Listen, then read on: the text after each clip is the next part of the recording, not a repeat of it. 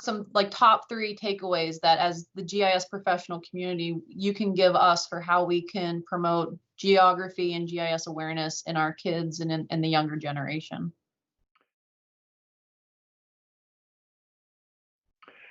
Well, one of them is to continue to support this idea of GIS days and having open houses for your own operations, your own businesses, your own agencies can have a GIS day event where you invite in executives. Okay, this isn't kind of work very well in the non-physical environment that we're living in. But Right. maybe we're going to invent something called a GIS day digital. I don't know. We haven't gotten there yet. It's in November.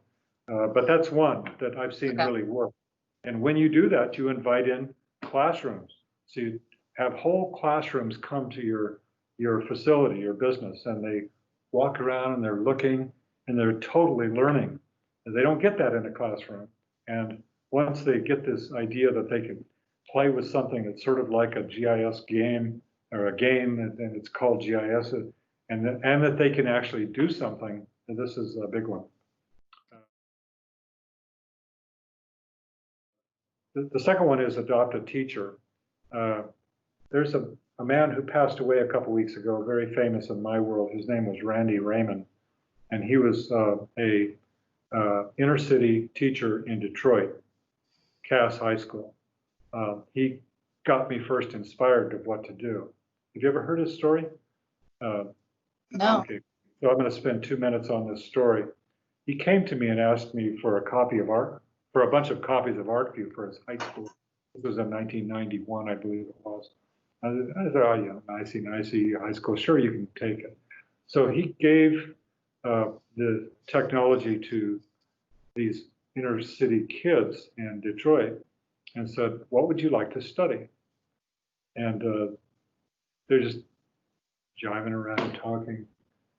Finally, they said, lead poisoning. Randy was shocked. He said, oh, lead poisoning? What the hell is lead poisoning? Turns out that a couple of the siblings of some of the high school kids got lead poisoning. You know how that works? That lead paint on dilapidated houses that drops on the floor, will chew the lead because it's sweet, and then they lose their brains and they die. So he said, okay, that's a nice issue. Good, congratulations, you did step one. And he said, okay, what's step two? Go measure it.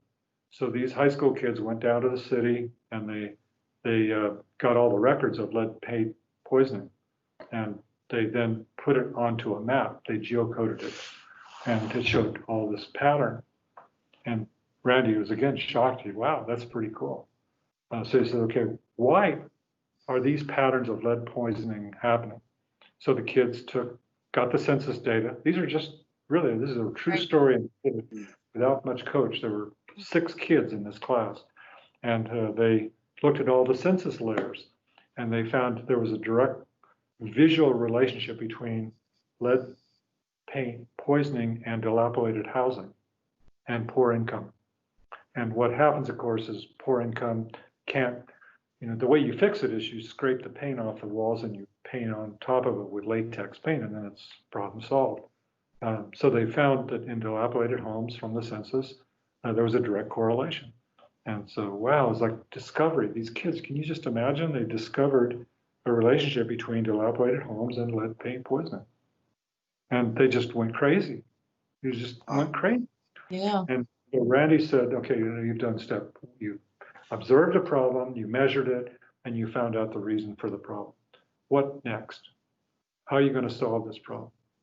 So the kids got together and they came up with a solution. And the solution was you scrape all the paint and you paint it. So let's get all the high school students in Detroit to go do this. So they came up with a solution, but it would cost $300,000. So Randy said, okay, you did number 4, you solved the problem, but you didn't take it to action.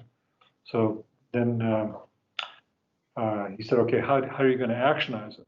So these kids got all these maps, took them down to the city council, hung them up, and bold as brass walked in and said, okay, we'd like to get $300,000 to hire the high school kids to scrape the paint and get it, and they did it.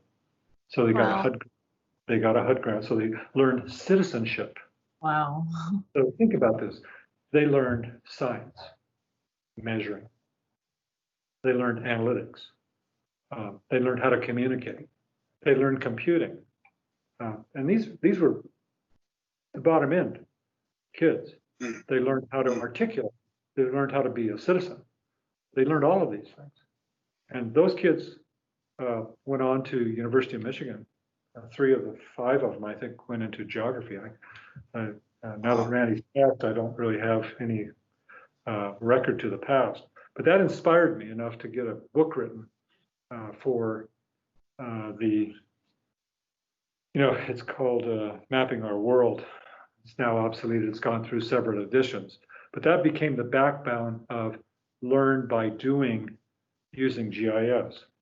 So we replicated it in thousands of schools.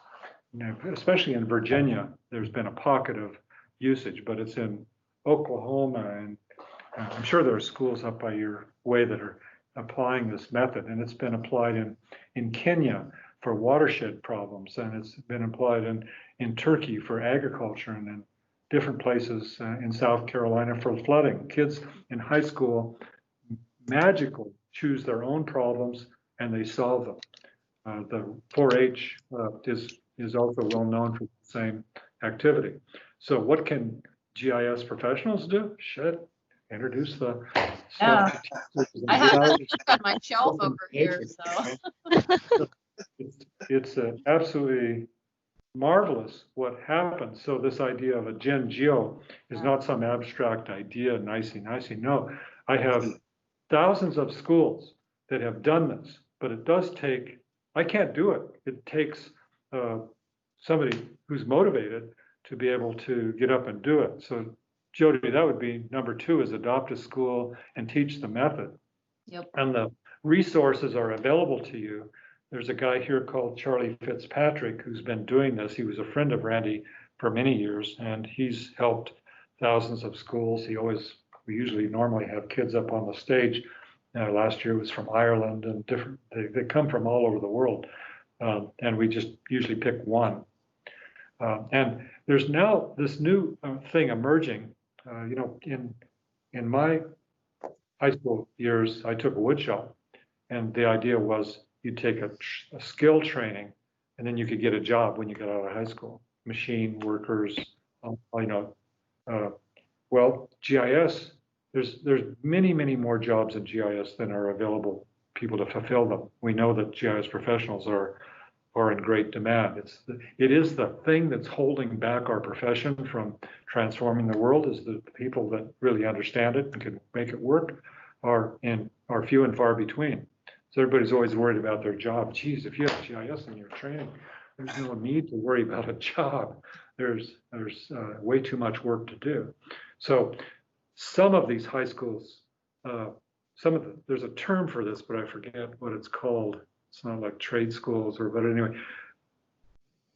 high schools want to be able to have this kind of STEM type of learning so that people can actually, get a job, as well as go into college and scare the hell out of their professors because they know more about GIS than the professors.